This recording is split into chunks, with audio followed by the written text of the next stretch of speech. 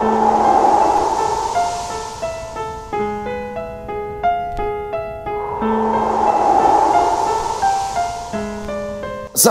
warahmatullahi wabarakatuh. Selamat malam semuanya teman-teman. Selamat datang kembali di channel kesayangan kita, channel Ilo Extreme.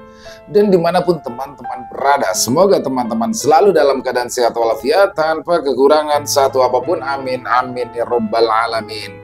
Di kesempatan yang berbahagia ini, kita akan membawakan satu kisah dari penulis favorit kita, yaitu Ibu Neneng Dewi NS, penulis asal Garut, Jawa Barat.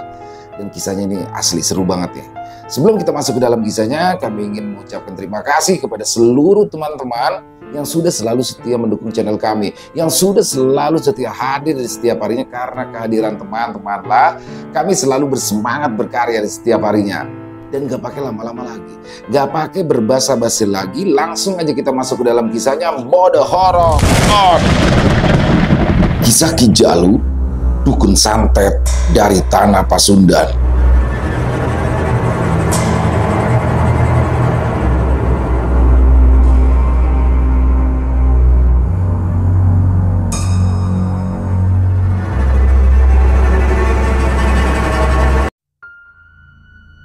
Garut Selatan, sekitaran tahun 2000. Pagi itu, di sebuah desa yang jauh dari hiruk-pikuk perkotaan, tepatnya di pesisir pantai wilayah Garut Selatan, matahari masih malu-malu menampakkan sinarnya. Suasana pantai Pamengpek tampak masih tenang karena belum diwarnai keramaian. Sesekali terdengar deburan ombak dari arah pantai yang menghantam karang, memecah kesunyian di pagi itu. Tak jauh dari bibir pantai, puluhan kelomang terlihat berlarian masuk ke dalam sarangnya yang berbentuk lubang-lubang kecil, menghindari sapuan ombak yang menerpa sarang mereka yang berada di dalam pasir berlubang. Dan ketika butiran ombak itu membasahi sarang mereka, puluhan kelomang tersebut langsung bersembunyi di dalamnya. Sedangkan anak-anak kepiting tampak berlarian sepanjang pantai, saling berlari berkejaran seperti berpacu dengan hempasan ombak. Jajaran pohon kelapa yang tinggi menjulang sepanjang pesisir pantai. Daunnya meliuk-liuk saat sesekali diterpa angin yang berhembus. Sungguh suatu pemandangan yang sangat indah dan syahdu untuk memulai aktivitas di pagi yang cerah itu. Sebagai salah satu bukti kebesaran Tuhan yang sudah menganugerahkan keindahan alam secantik itu. Apalagi pantai Pamengpek adalah salah satu pantai yang pemandangannya memang sangat indah yang ada di wilayah Garut, yang mana juga sering dijadikan sebagai tempat wisata oleh para wisatawan domestik maupun yang berasal dari luar kota Garut. Tak jauh dari pantai Pamengpek, suasana berbeda terlihat di sebuah rumah besar yang posisinya berada tepat di tengah pemukiman penduduk. Sebagian besar penduduk di sana menggantungkan hidup sebagai nelayan atau menjual aneka pernak-pernik aksesoris khas pantai kepada para wisatawan yang datang, baik wisatawan domestik maupun mancanegara. Pagi itu, di rumah besar, terlihat keramaian warga yang berbondong-bondong datang untuk menyaksikan langsung sebuah tragedi tragis yang menimpa salah satu warga mereka. Ya, pemilik rumah besar itu, Pak Jaya namanya. Pak Jaya tiba-tiba ditemukan tewas dengan kondisi tubuh hangus dan badan bolong-bolong oleh Bu Atika, istrinya. Saat itu, ketika azan subuh berkumandang dari musola kecil yang tak jauh dari rumahnya, Bu Atika ingin membangunkan suaminya untuk melaksanakan sholat subuh. Akan tetapi, Bu Atika tidak mendapati Pak Jaya berada di sampingnya. Lalu ia mencoba keluar kamar untuk mencarinya dengan mengedarkan pandangan ke sekeliling ruangan yang ada di rumahnya, sambil memanggil-manggil nama suaminya. Namun, tak ada juga sautan. Bu Atika sempat menyangka mungkin saja Pak Jaya sudah lebih dulu pergi ke musola untuk menjalankan ibadah sholat subuh berjamaah di sana seperti biasa. Sampai akhirnya Bu Atika malah menemukan sang suami di depan pintu dapur dalam posisi tertelungkup dan sudah tidak bernyawa dengan tubuh gosong. Bu Atika langsung berteriak histeris hingga akhirnya jatuh pingsan. Tak lama, warga yang mendengar teriakan dari Bu Atika pun mulai berkerumun. Mereka semua ikut syok, tak menyangka jika Pak Jaya yang dikenal sebagai kepala desa yang baik dan disayangi warganya, kenapa hidupnya harus berakhir tragis seperti itu. Sebagian warga ada yang langsung menelpon pihak kepolisian dan bersiap untuk mengurus jenazah Pak Jaya. Ada juga warga yang mencoba untuk menenangkan dan menghibur Bu Atika yang masih belum bisa menerima kenyataan pahit yang menimpanya. Malam itu, Ki Jalu sedang duduk bersila dengan bertelanjang dada di dalam kamar khusus ritualnya. Sebuah kamar yang terletak paling ujung dan tidak boleh dimasuki oleh siapapun termasuk oleh Bu Jamilah istrinya. Ki Jalu melarang keras dan mengancam akan menceraikan Bu Jamilah kalau ia sampai lancang berani masuk ke kamar ritual. Kamar ritual tersebut pintunya berwarna hitam dan ditutupi oleh gorden yang berwarna hitam juga. Tak ada pencahayaan sama sekali di sana, apalagi ventilasi udara. Bisa dikatakan kamar ritual itu lebih tepat disebut sebagai gudang daripada kamar. Suasananya juga terasa menakutkan karena dipenuhi oleh barang-barang klinik koleksi Ki Jalu seperti keris, batu mustika, batu mira delima, bambu petuk, cundrik, tombak, kujang, mandau samurai, dan yang lain-lain. Semua barang-barang tersebut bukanlah koleksi sembarangan dan juga bukan hal yang mudah didapatkan Ki Jalu. Ki Jalu sebelumnya harus bertarung terlebih dahulu dengan para pemilik barang-barang klinik tersebut. Bahkan ia harus beradu ilmu juga dengan sosok-sosok penunggunya. Dan ketika Ki Jalu berhasil memenangkan pertarungan gaib itu, barulah ia bisa memiliki barang-barang tersebut dan mengoleksinya. Semua koleksinya itu punya sosok penunggu masing-masing yang dalam waktu-waktu tertentu harus dimandikan dengan kembang 7 rupa dengan ritual khusus, diminyaki dengan minyak tertentu, atau diletakkan di tempat tertentu yang tidak sembarangan. Bila sampai ritual pemeliharaan dan perawatan benda-benda klinik itu ada yang terlewat, apalagi sampai lupa, biasanya akan terjadi musibah ataupun kesialan yang akan menimpa Ki Jalu. Seperti yang belum lama ini terjadi. Ketika bangun tidur, tahu-tahu Ki Jalu merasakan tubuhnya panas seolah seperti terpanggang kobaran api dari dalam, bahkan dari tubuhnya sampai keluar asap, membuat Ki Jalu sangat tersiksa hingga mengerang kesakitan. Usut punya usut, rupanya semua itu terjadi gara-gara Ki Jalu lupa memandikan keris kesayangannya dengan kembang 7 rupa di malam Jumat Kliwon. Sang penunggu keris yang sosoknya adalah seorang laki-laki yang seluruh tubuhnya berelemen api, protes ke Ki Jalu dengan cara membuat tubuhnya berasa kepanasan seolah seperti terpanggang. Suasana kamar ritual hawanya juga terasa pengap, membuat orang normal akan kesulitan bernafas bila harus berlama-lama berada di dalam sana. Setiap kali sedang mengadakan ritual, Ki Jalu selalu mengunci kamar ritual dari dalam. Begitu juga ketika ia tidak sedang mengadakan ritual, Ki Jalu pasti akan mengunci kamar itu dari luar. Dan kuncinya pastilah akan selalu ia bawa, tak pernah ia simpan di rumah, bahkan dititipkan ke Bu Jamilah istrinya. Tak pernah. Ki Jalu beralasan, semua itu ia lakukan demi keamanan. Dan kini Ki Jalu sedang mengadakan ritual pengiriman santet atas permintaan seorang pasiennya yang bernama Pausep, seorang juragan Kapulaga dan juga Cengkeh yang berasal dari Garut Selatan. Pausep ingin maju dalam pencalonan kepala desa di tempatnya yang akan berlangsung 2 bulan ke depan. Pausep memiliki saingan berat, yaitu Pak Jaya, kepala desa yang sedang menjabat sekarang dan kembali diminta lagi oleh warga untuk maju kembali mencalonkan diri sebagai kepala desa di periode berikutnya. Pak Jaya yang begitu dicintai warga karena selama ini ia mengemban jabatannya dengan amanah.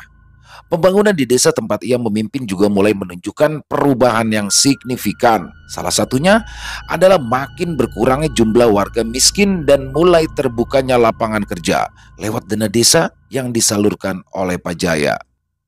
Itulah sebabnya Pak Jaya sangat sukar untuk ditumbangkan dan menjadi batu ganjalan untuk Pak Usep yang sangat terobsesi ingin menjadi kepala desa. Di saat warga lain tak ada yang berani ikut bersaing menjadi rival dari Pak Jaya, Pak Usep malah sebaliknya. Namun, niat Pak Usep mencalonkan diri sebagai kepala desa tujuannya lebih banyak untuk kepentingan dirinya dan juga untuk mengembangkan bisnis kapulaga serta cengkeh yang kini digelutinya. Jadi bukan untuk memakmurkan warga. Sadar jika dirinya tak akan bisa bersaing dalam merebut hati warga, yang mana sebagian besar sudah menyatakan dukungan kepada Pak Jaya, Pak Usep memilih cara hitam, yaitu dengan meminta bantuan kepada Ki Jalu untuk menghabisi Pak Jaya dengan media santet. Ki Jalu bersedia tentu dengan mahar yang tak murah, bisa mencapai puluhan juta. Pak Usep pun tak keberatan dengan tarif mahal yang sudah ditetapkan oleh Ki Jalu. Yang penting, tujuannya untuk menyingkirkan Pak Jaya dengan cara menyantetnya bisa segera terlaksana. Pokoknya, berapapun yang Ki Jalu minta sebagai mahar, saya akan bayar. Asalkan saingan saya untuk menduduki jabatan sebagai kepala desa itu bisa dibikin mati, kata laki-laki berusia sekitar 40 tahunan dan berperut buncit itu kepada Ki Jalu penuh harap. Siapapun yang melihat wajah Pak Usep pasti setuju kalau dia adalah orang yang sangat licik dan juga serakah. Ia suka menghalalkan segala cara untuk mencapai keinginannya. Pak Usep juga terkenal sebagai tengkulak kapulaga dan cengkeh yang suka memeras warga. Dia akan membeli hasil panen warga dengan harga serendah-rendahnya, tapi nanti dia akan menjual lagi ke pembeli di luar kota dengan harga setinggi mungkin. Maka dari itu, Pak Usep pun menjadi cepat kaya dan menjadi salah satu tengkulak tersukses di sana. Ki Jalu manggut-manggut. Baiklah. Tapi aku tanya sekali lagi, apakah kamu yakin ingin membuat korban itu mati? Ingat, jangan main-main dengan nyawa seseorang. Karena apapun yang akan kau lakukan sekarang, pastilah nanti akan ada akibatnya. Tandas Ki Jalu dengan tatapan tajam menghujam menatap langsung ke manik mata Pak Usep. Pak Usep spontan merasa terintimidasi oleh tatapan mengancam dari Ki Jalu. Dia hanya bisa menundukkan wajah karena nyalinya langsung menciut ditatap begitu rupa oleh dukun santet paling sakti di ranah Pasundan itu. Pak Usep merasa dirinya seolah begitu kecil dan tidak berarti apa-apa di hadapan Ki Jalu. Melihat Pak Usep yang hanya diam tak memberi jawaban, Ki Jalu pun langsung menegurnya dengan suara keras yang membuat Pak Usep sangat kaget hingga sempat terlonjak dari posisi duduknya. Orang nanya itu dijawab apa tuh? Bukannya malah bengong seperti domba ompong, bentak Ki Jalu. Iya, saya siap Ki Jalu. Siap, jawab Pak Usep dengan badan gemetar karena takut. Nyalinya yang tadi sudah ciut, kini semakin menciut akibat bentakan dari Ki Jalu. Bagus. Kalau begitu, nanti malam kamu juga harus menyiapkan bahan-bahan untuk ritualnya. Jangan sampai ada yang ketinggalan.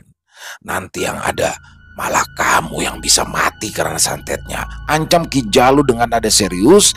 Wajah Pak Usep berubah pucat. Ia refleks memegang lehernya sendiri seakan ketakutan seandainya justru santet yang dikirim itu berbalik ke dirinya. Baik, saya janji akan menyiapkannya sekarang juga tanpa ada yang terlewat, sahut Pak Usep yang lalu berpamitan kepada Ki Jalu seraya mencium punggung tangannya. Ki Jalu menatap Pak Usep dengan tatapan sinis. Dasar manusia serakah, sudah punya uang banyak masih ingin menjabat kepala desa, kata Ki Jalu. Malam itu, setelah semua persyaratan dirasa lengkap dan dibawa oleh Pak Usep di depan kemenyan yang sedang menyala, Ki Jalu mulai melaksanakan ritual pengiriman santet yang mematikan dan bisa membunuh korban hanya dalam waktu singkat. Di dekat kemenyan terlihat juga ada beraneka sesajen, mulai dari aneka buah-buahan, jajanan pasar, apel jin, kopi hitam, dan seekor ayam cemani yang masih hidup. Ayam cemani tersebut, kedua kakinya terikat dengan tali sedemikian kuat hingga tak bisa lagi bergerak. Suasana hening di ruangan itu terasa begitu mencekam, seolah-olah tak ada kehidupan Bibir Ki Jalu tak henti-hentinya berkomat-kamit, khusyuk, membacakan mantra-mantra dengan kedua mata terpejam. Entah mantra apa yang Ki Jalu sedang bacakan. Yang jelas, sesekali suara geraman juga ikut keluar dari mulutnya mengiringi mantra yang ia ucapkan. Tiba-tiba muncul asap tebal berwarna merah dari ubun-ubun kepala Ki Jalu, dan anehnya asap tebal itu bukanlah asap tebal biasa. Bentuknya lurus, dan saat berbelok pun bentuknya ikut lurus seperti anak panah, seolah seperti ada yang mengendalikan oleh sesuatu yang tidak terlihat. Asap tebal itu perlahan terbang menuju ke arah ayam cemani yang berada di depan Ki Jalu. Untuk beberapa saat, asap tebal berwarna merah itu seolah seperti meliuk-liuk memutari ayam cemani yang masih terikat tak berdaya, lalu menyelubungi keseluruhan tubuh ayam cemani itu, dan tiba-tiba Ki Jalu membuka matanya, langsung melotot ke arah ayam cemani tersebut sambil berteriak, "Mati! Mati!" teriak Ki Jalu, seraya dilanjutkan komat kamit kembali membacakan mantra, namun kali ini dengan memandang lekat ke arah ayam cemani. Dan hanya dalam hitungan sepersekian detik, ayam cemani tersebut seolah seperti terangkat ke atas dibungkus oleh kepulan asap merah yang tadi.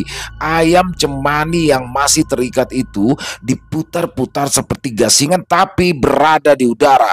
Bruk! Lalu ayam cemani itu dijatuhkan dari atas dalam sekali hentakan keras, seiring gerakan tangan Ki Jalu yang bergerak seolah membanting sesuatu dari kejauhan. Kemudian bisa dibayangkan, ayam itu pun mati dengan kondisi kepala pecah dengan darah muncrat ke segala arah. Lalu Ki Jalu mulai membuka telapak tangannya, seraya merapal kembali sebuah mantra.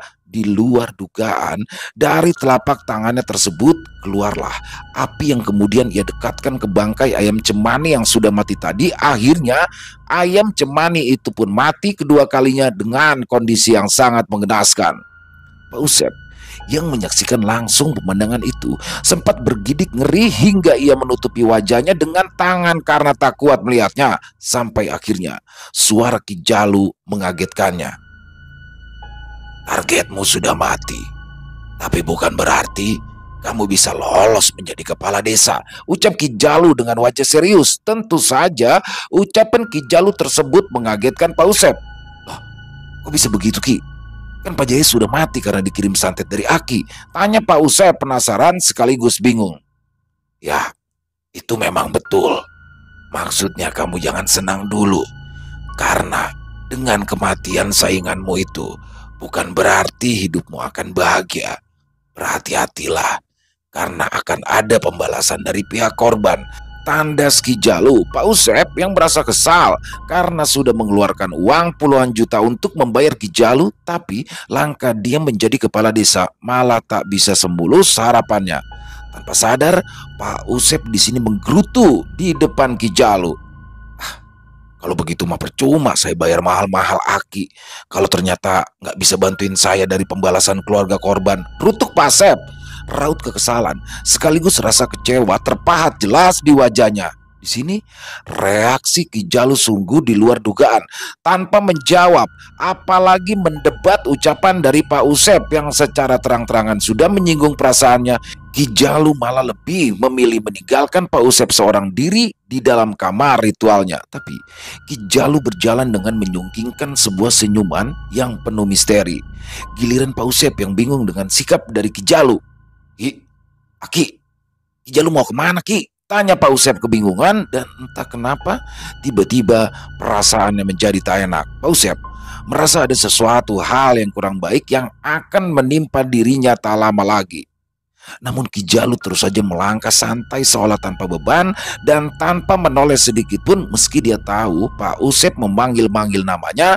Sampai akhirnya ketika dia sudah berada di luar pintu kamar ritual, tiba-tiba Ki Jalu mengangkat sebelah tangannya seraya komat kamit membacakan mantra, dan hal yang mengerikan pun terjadi. Hanya dalam hitungan detik, tiba-tiba saja pintu kamar ritual tersebut tertutup dengan sendirinya. Suaranya keras seolah seperti ada tangan yang terlihat menutupnya. Brak! Suara pintu yang dibanting itu juga mengagetkan Pak Usep yang masih duduk bersila seorang diri di dalam kamar ritual. Tiba-tiba, Pak Usep merasakan udara di dalam kamar tersebut yang awalnya sudah terasa pengap, kini malah terasa makin pengap seolah seperti dipenuhi banyak orang hingga nafasnya terasa sesak. Pak Usep tadinya hendak berdiri dengan maksud ingin mengikuti Ki Jalu keluar dari dalam kamar ritual tersebut, tapi aneh, tubuhnya mendadak tak bisa digerakkan seperti ada sesuatu yang mengikat tubuhnya sedemikian rupa hingga membuat Pak Usep mulai dilanda ketakutan. Keringat dingin sebesar biji jagung mulai membasahi tubuhnya. Untungnya Pak Usep kala itu masih bisa berbicara. Ki Jalu, tolong Ki, kenapa saya nggak bisa gerakin tubuh saya? Saya mau keluar Ki, tolong, teriak Pak Usep sambil kembali memanggil-manggil nama Ki Jalu dengan penuh rasa putus asa. Tapi tak ada jawaban dari luar kamar ritual. Yang ada justru suasana kamar ritual tersebut terasa semakin mencekam. Pak Usep yang mulai dijajah oleh rasa takut makin bertambah besar ketakutannya saat tiba-tiba dia merasa ada dua tangan dingin berkuku panjang berwarna hitam memeluknya dari arah belakang. Wajah Pak Usep berubah pucat ketika kedua tangan berkuku panjang tersebut mulai merayap dan mengusap-ngusap dada dan juga sebagian wajahnya. Ki Jalu, tolong saya Ki. Dengan suara serak dan pelan sambil menangis kembali Pak Usep mencoba memanggil Ki Jalu meminta bantuannya. Tubuh Pak Usep makin kencang menggigil ketakutan. Dia pun mulai menangis terseduh-seduh seperti anak kecil yang ditinggal ibunya. Namun percuma, tetap tak ada tanda-tanda kedatangan Ki Jalu yang datang membantunya seperti yang ia harapkan. Matanya kini sudah basah oleh air mata ketika kedua tangan berkuku panjang tersebut mulai merayap naik lalu memegang kepalanya. Kemudian makhluk itu membuat gerakan tertentu seolah seperti hendak menarik sesuatu dari ubun-ubun Pak Usep. Tak lama kemudian, dalam hitungan sepersekian detik, tangan berkuku panjang tersebut berhasil menarik sukma Pak Usep. Pak Usep tak bisa melawan.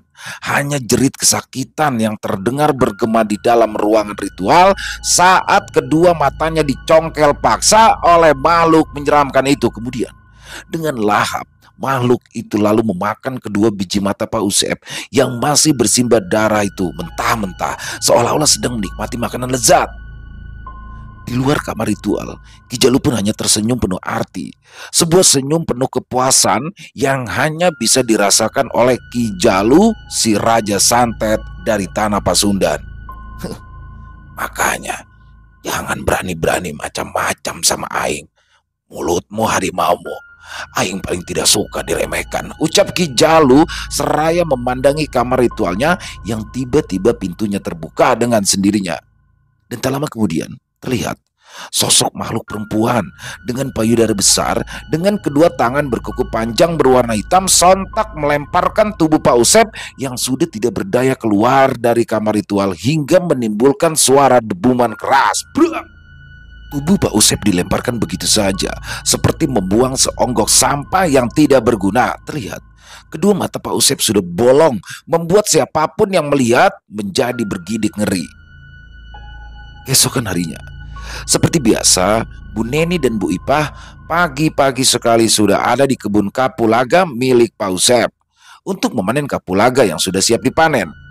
Keduanya seperti biasa lalu duduk dulu di saung yang memang khusus disediakan Pak Usep untuk para pekerjanya beristirahat dan makan siang. Namun, ketika melihat ke dalam saung sederhana yang terbuat dari kayu dan atapnya dari daun kelapa kering itu, Bu Neni heran kala melihat seperti ada seseorang yang sedang tidur telentang di dalam saung. "Ah, Ipah, itu siapa ya? Tumben pagi-pagi udah ada orang yang tidur di kebun," tanya Bu Neni sambil mencolek Bu Ipah yang berjalan di sampingnya. Bu Ipah pun langsung mengarahkan pandangannya ke arah saung. Dia juga sama kaget dan herannya dengan Bu Neni. "Iya ya, itu siapa? Berani-beraninya tidur di situ pagi-pagi begini. Lancang banget ya. Ntar dimarahin sama juragan Usep mah baru tahu rasa," saut Bu Ipah. Kemudian keduanya lalu berjalan setengah berlari menuju ke saung. Namun semakin mendekati saung, keduanya pun langsung menutup hidung karena tak tahan dengan bau busuk mirip bau bangkai yang berasal dari dalam saung. "Bau apa ini?" Kenapa bau pisan? Kayak bau bangke, keluh Bu Ipa yang disambut anggukan oleh Bu Neni. Dan keduanya kaget kalau melihat orang yang mereka sangka tiduran di dalam saung. Rupanya itu adalah jasad Pak Usep yang kini sudah membusuk. Kedua matanya terlihat bolong dan sudah dikerubungi oleh puluhan lalat hijau. Kedua pekerja Pak Usep itu pun sontak berlari ketakutan, berteriak histeris keluar kebun memanggil-manggil warga. Penemuan jasad Pak Usep pun langsung menggegerkan warga sekitar. Sementara itu, Miftah dan rekan-rekan sekampusnya yang memang sedang mengadakan kegiatan KKN di desa itu kaget kala mendengar kabar kematian dua orang tokoh terkemuka di sana yang kebetulan sama-sama mencalonkan diri sebagai kepala desa. Miftah yang memang memiliki kelebihan sebagai anak indigo merasakan kalau Pak Jaya dan Usep dihabisi dengan menggunakan ilmu hitam. Tapi dia sendiri belum tahu siapa pelakunya. Miftah siang itu bersama Egi, rekannya, sedang menikmati makan siang di warung Ceyaya, pemilik warung nasi khas Sunda yang cukup ramai dikunjungi warga sekitar. Konon bukan hanya karena keramahan Ceyaya, tapi juga memang masakannya enak tapi harganya juga murah. Ketika sedang menunggu pesanan nasi sayur lodeh dan ayam goreng pesanannya, tiba-tiba Miftah dan Egi mendengar obrolan beberapa orang warga yang rupanya sudah lebih dulu makan di sana. Kok serem ya? Lihat kondisi Pak Jaya sama Pak Usep. Jangan-jangan mereka berdua ada yang ngirimin santet, kata Pak Jujun sambil meneguk kopi manis di depannya. Ucapan Pak Jujun diiyakan oleh Pak Tarna, rekannya juga yang sedang asik membakar rokok kretek setelah sepiring nasi kuning tandas di lahapnya. Kayaknya madugaan kamu itu betul sekali, Jun. Tapi kira-kira siapa ya orang yang udah tega nyantet Pak Jaya sama Pak Usep? Soalnya mah yang jadi calon pemilihan kepala desa kan mereka berdua, tanya Pak Tarna sambil menghisap rokoknya dalam-dalam. Asapnya lalu mengepul, membuatnya sempat terbatuk-batuk tapi tak membuatnya kapok. Ya juga ya, tapi kan orang yang paling sakti di kampung ini dan dikasih gelar Raja Santet siapa lagi kalau bukan Ki Jalu, saut Pak Jujun yang mendadak memelankan nada suaranya ketika ia menyebut nama dari Ki Jalu. Ya, itu wajar karena semua warga yang ada di kampung tersebut sangat takut pada Ki Jalu yang konon merupakan dukun santet paling sakti di tanah Pasundan pada saat itu. Kesaktian dari Ki Jalu sudah terbukti karena ia pernah berhasil menyantet Ki Raksa, musuh bebuyutannya, dari jarak jauh. Saat itu, Ki Raksa sengaja menantang Ki Jalu dan mengajaknya beradu ilmu, tapi Ki Raksa malah harus tewas setelah dikirimi santet kelabang dari jarak jauh. Santet kelabang, salah satu santet tingkat tinggi andalan dari Ki Jalu. Miftah yang diam-diam menguping pembicaraan dari Pak Tarna dan Pak Jujun langsung tertarik untuk bertanya tentang Ki Jalu. Dia yakin kalau Ki Jalu ini ada sangkut pautnya dengan kematian kedua tokoh di kampung ini. Dengan sopan, Miftah pun lalu menghampiri kedua warga yang sudah berusia setengah baya tersebut. Bapak-bapak, punten kalau saya mengganggu, tapi tadi saya nggak sengaja mendengar obrolan bapak-bapak tentang Ki Jalu. Apa saya boleh tahu rumahnya Ki Jalu itu di mana ya? Tanya Miftah berusaha bersikap sesopan mungkin. Pak Tarna dan Pak Jujun di sini tak langsung menjawab pertanyaan Miftah. Keduanya malah saling tatap dengan wajah heran. Memangnya Jang Miftah ngapain mau ke rumah Ki Jalu? Gimana kalau Jang Miftah disantet? Apa nggak takut? Kata Pak Tarna dengan mimik wajah serius. Miftah hanya tersenyum. Enggak kok Pak, insya Allah. Niat saya kan juga baik. Masa iya saya malah disantet? Jawab Miftah. Aduh, tapi kalau nanti ada apa-apa mah jangan salahin warga kampung ya Jang. Jang Miftah ini kan pendatang, salah satu mahasiswa peserta KKN. Ya harusnya mah fokus aja tuh sama kegiatan KKN-nya. Nasihat Pak Jujun kepada Miftah. Betul itu Jang Miftah, jangan cari penyakit atuh. Ki Jalu itu mah kesaktiannya nggak ada yang nandingin. Ya kan Jun? Pak Tarna meminta pendapat Pak Jujun untuk memperkuat ucapannya. Ya betul itu Jang Miftah. Kasihan kalau sampai Jang Miftah mah sampai kenapa-napa. Mana masih muda, masa depan Jang Miftah juga masih panjang. Kembali Pak Jujun menasihati Miftah yang tak mau memaksa, akhirnya mengucapkan terima kasih atas perhatian yang mereka berikan padanya. Lalu Miftah pamit untuk kembali ke mejanya, sebab kala itu pesanannya sudah terhidang di atas meja. Baru saja menikmati makanannya, tiba-tiba Miftah merasakan kehadiran sebuah energi hitam yang sangat gelap dan juga kuat mulai mendekat ke arahnya, hingga membuat dadanya mendadak terasa sakit dan sesak, seolah seperti dihantam oleh sebuah energi yang bertentangan dengan energi yang ada di dalam tubuhnya. Miftah yang memang sensitif dengan hal-hal di luar nalar mencoba untuk menetralisir dengan menggerakkan energi murni yang ada di dalam tubuhnya seraya membaca surat-surat dari Al-Quran. Namun sepertinya energi hitam tersebut terlalu kuat untuk dilawan. Miftah mulai merasa tak siap menerima terjangan benturan energi sebesar dan sedahsyat itu yang sudah pasti hanya dimiliki oleh seseorang yang memiliki ilmu kanuragan tingkat tinggi. Ketika Miftah berusaha membentengi dirinya yang ada, malah ia mengalami luka dalam hingga hidungnya tiba-tiba saja mengeluarkan darah. Mif, hidung kamu kenapa? Tiba-tiba mimisan, tanya Egi dengan khawatir. Lalu Egi pun segera mengangsurkan tisu yang ada di hadapannya dan menyerahkannya ke Miftah. Gak, gak apa-apa kok, jawab Miftah sambil memaksakan sebuah senyuman. Dia tak mau membuat sahabatnya itu jadi khawatir. Tak lama kemudian, Miftah pun mendengar Pak Tarna dan Pak Jujun saling berbisik sambil ketakutan. Jun, itu lihat itu. Itu kan Ki Jalu, kata Pak Tarna menunjuk ke arah luar warung di mana dari kejauhan terlihat ada seorang pria parubaya berjanggut panjang sedang berjalan ke arah warung Ceyaya. Udah, kita pergi aja yuk, mending cari aman, ajak Pak Tarna yang langsung diiyakan oleh Pak Jujun. Keduanya lalu dengan tergesa keluar meninggalkan warung Ceyaya. Terdengar teriakan Ceyaya dari dalam warung. Kang, ih, main pergi aja, belum bayar atuh Kang, teriak Bu Yaya sambil keluar dari tempat kasir mencoba memanggil-manggil Pak Tarna dan juga Pak Jujun.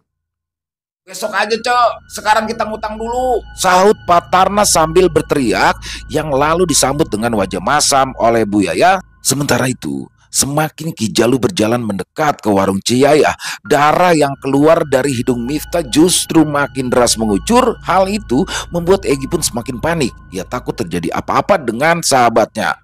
Ceyaya yang melihat ke arah Miftah juga ikut khawatir. Kemudian dengan setengah berlari, ia menghampiri Miftah dan Egi.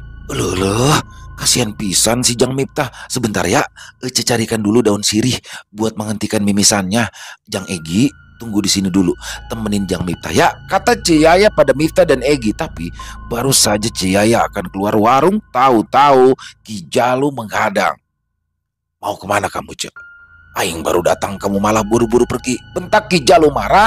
Badan Ceyaya langsung gemetar diserang rasa takut yang luar biasa. Dengan suara gemetar, Ceyaya pun lalu menjawab, Apunten Ki Jalu, saya emang gak bermaksud pergi karena kedatangan Ki Jalu. Tapi itu tiba-tiba saja Bu Yaya tak bisa fokus berbicara karena saking takutnya. Alasan, ternyata kamu sama saja dengan orang-orang itu yang langsung lari ketakutan melihat saya. Ki Jalu kembali membentak Ceyaya seraya menunjuk dengan jarinya ke arah Pak Tarna dan Pak Jujun yang sudah berlari menjauh. Ampun Ki, saya emang gak bohong. Saya ini mau ngambil daun sirih buat Jang Miftah. Dia mimisan Ki, Ceyaya menjawab dengan ketakutan sambil menunjuk ke arah Miftah yang masih terduduk lemas dengan hidung sebelah kiri disumbat oleh tisu. Ki Jalu refleks mengalihkan pandangannya ke arah Miftah dan Egi, tapi dia lebih fokus menatap tajam ke arah Miftah dengan menyipitkan matanya. Anak ini, kenapa Aing ngerasa ada sesuatu yang berbeda dengan anak remaja ini? Cuma anak ini yang mimisan karena kedatangan Aing. Dia pasti punya kelebihan, batin Ki Jalu.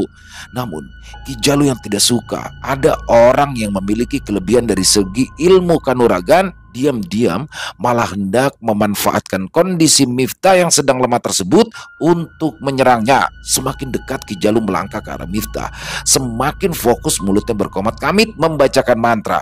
Rupanya Ki Jalu berniat hendak menghabisi Miftah agar bisa menumbalkan sukmanya, supaya kesaktian yang dia miliki makin tidak tertandingi oleh siapapun. Sedangkan Egi yang masih terus membantu Miftah mencoba mengganti tisu yang sudah banyak dipenuhi darah mimisan itu. Terlihat meja juga sudah dipenuhi tisu bekas mimisan Miftah. Sesekali terdengar rangan dari Miftah yang mulai lemas karena saking banyaknya darah yang mengucur. Saat berada tepat di depan Miftah, Ki Jalu tersenyum penuh arti.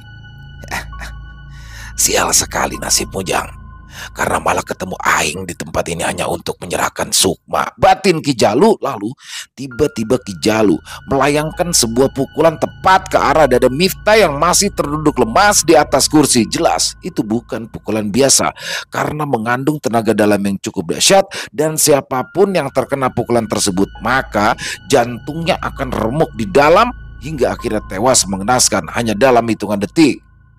Ciyaya dan juga Egi yang melihat aksi dari Ki Jalu tampak sangat kaget, namun anehnya mereka berdua seolah seperti disirep agar tetap diam di tempat, tak bisa bergerak ataupun melakukan apapun untuk membantu Miftah. Namun di saat genting tersebut mendadak muncul sebuah selubung berwarna putih yang refleks menyerubungi tubuh Miftah. Akibatnya pukulan dari Ki Jalu itu mental dan justru berbalik menyerang dirinya sendiri hingga tubuh Ki Jalu sempat terpental beberapa langkah ke belakang. Wajah Ki Jalu berubah marah. Dia tak menyangka baru kali ini ada orang yang berhasil lolos dari pukulan maut penghancur jantung miliknya. Akan tetapi bukan Ki Jalu namanya kalau harus mengakui kekalahan. Justru Ki Jalu kini malah makin terobsesi untuk membuat Miftah tewas di tangannya. Kurang ajar, rupanya anak ini memang bukan anak sembarangan. Dia bisa lolos dari pukulan maut Aing. Tapi jangan senang dulu, Jang. Kali ini kamu tidak akan lolos dari maut, ucap Ki Jalu sambil menyeringai sinis. Ki Jalu hendak menghancurkan selubung putih yang menjadi perisai tubuh Miftah dengan membakarnya lewat telapak tangan yang bisa mengeluarkan api. Tapi lagi-lagi malah muncul selubung kedua yang kini melapisi selubung yang pertama hingga Ki Jalu kembali gagal melaksanakan niatnya. Tubuh Miftah secara gaib seolah dilapisi oleh dua pembungkus berwarna putih yang tembus pandang, namun kekuatannya tak sanggup ditembus oleh api ataupun kekuatan jahat lainnya. Ki Jalu mulai tak bisa mengendalikan emosi.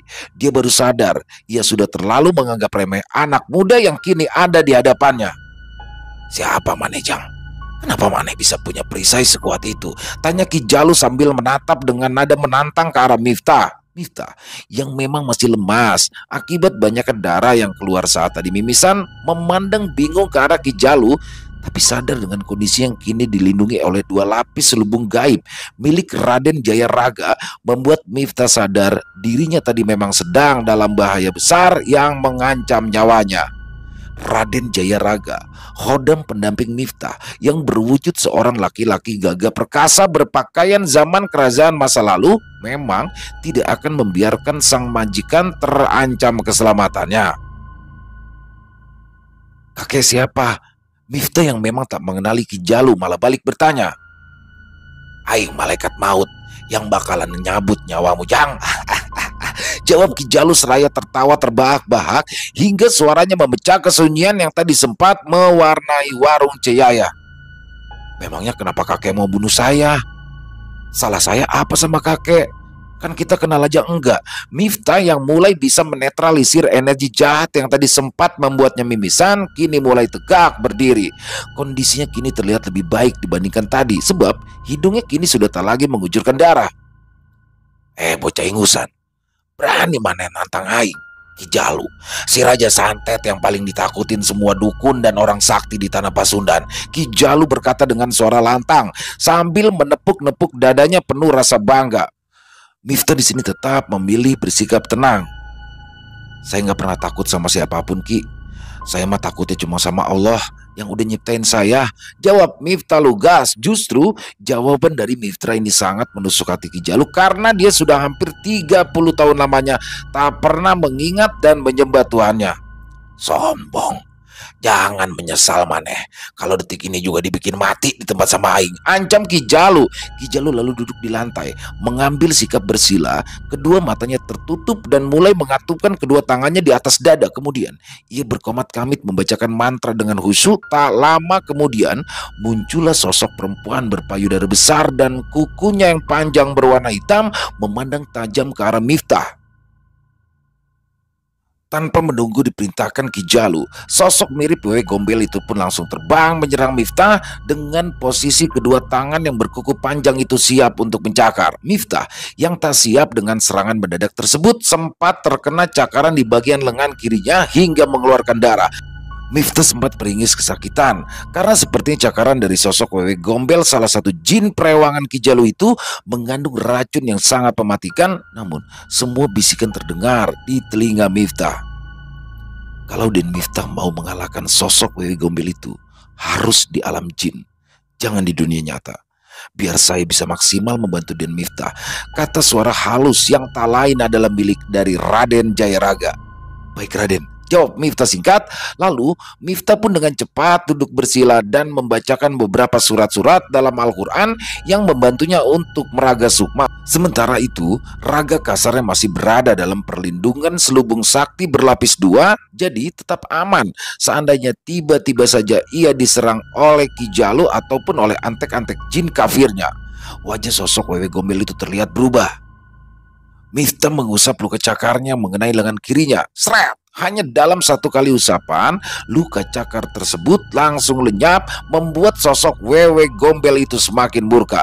Dia pun kembali terbang mencoba untuk menyerang Miftah dengan mengarahkan cakarnya ke arah dada Miftah. Sepertinya sosok Wewe Gombel tersebut mengincar jantung dari Miftah, sama seperti yang pernah dilakukan oleh Ki Jalu tadi. Tapi kalau Ki Jalu gagal total karena tubuh Miftah dilindungi oleh selubung gaib. Ya, Wewe Gombel, salah satu jin perewangan dari Ki Jalu ini, adalah pemakan daging mentah yang masih segar. Kemarin dia sudah memakan mata dari Pak Usep mentah-mentah dan kini ia mengincar jantung Miftah untuk hidangan lezatnya hari ini.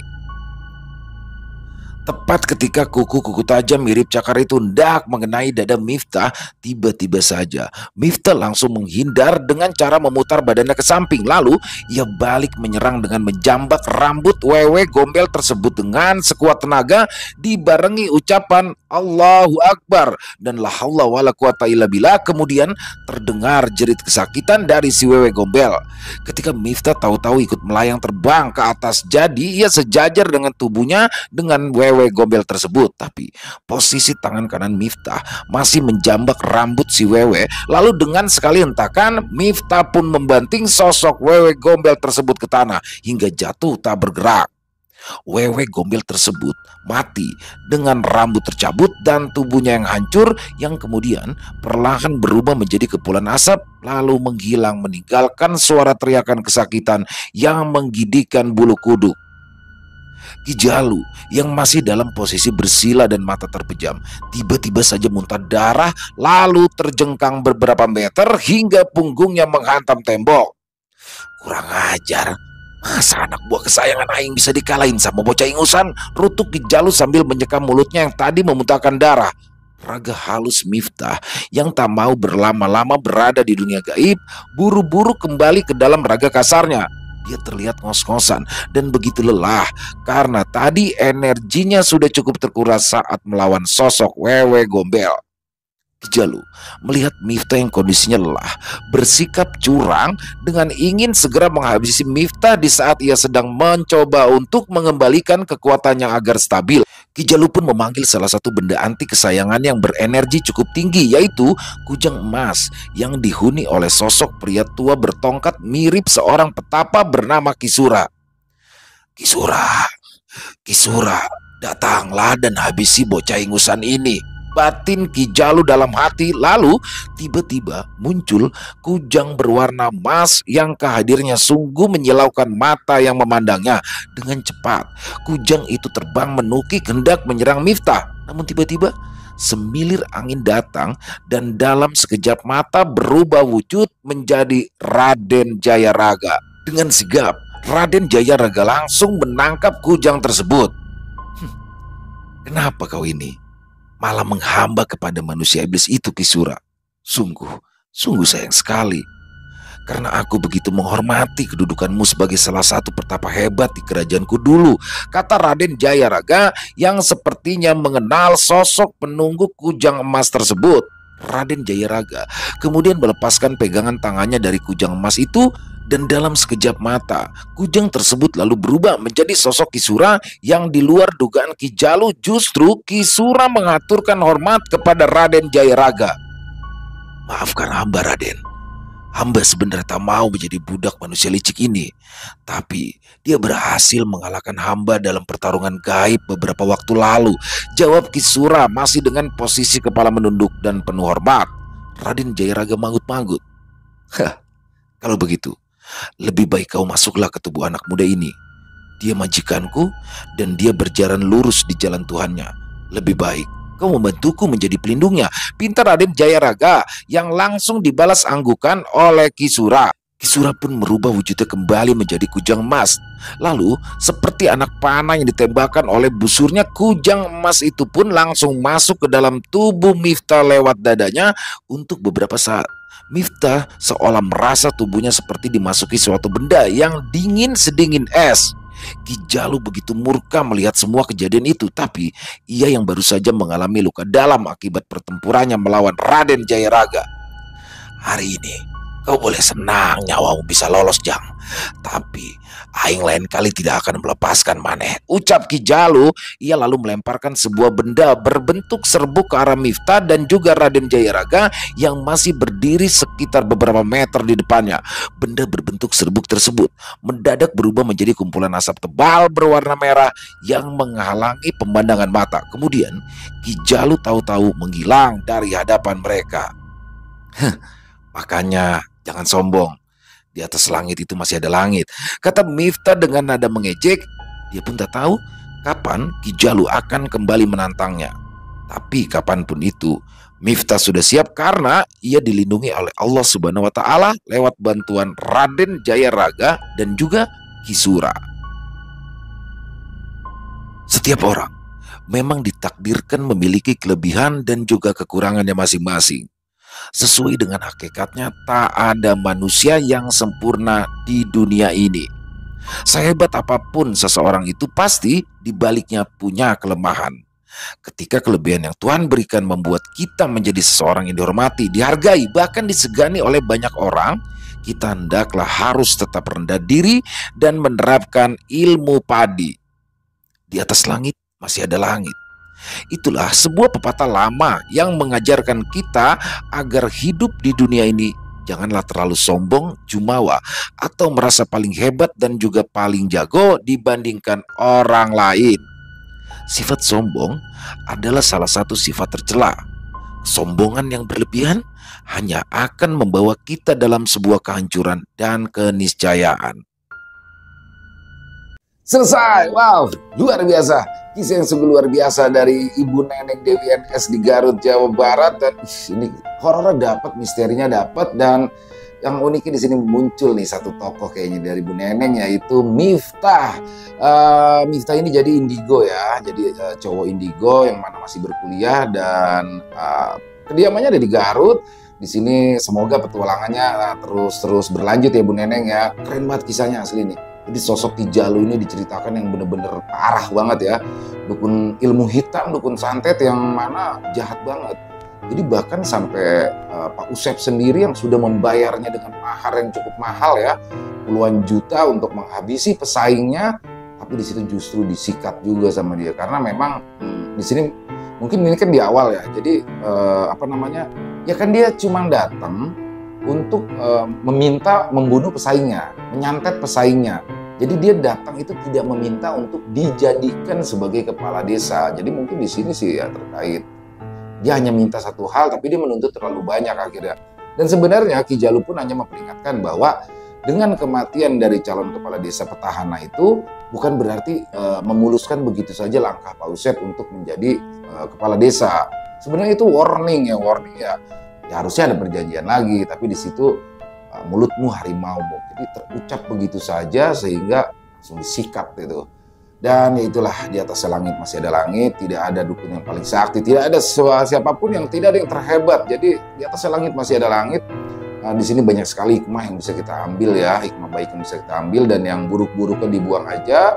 Overall kisahnya keren banget, asli Bu Neneng Nah, dapat banget kisahnya. Ditunggu lagi untuk kelanjutan dari kisah Miftah ini. Dan semoga saja kisah tadi bisa menghibur teman-teman semuanya, khususnya para pecinta penikmat horor misteri.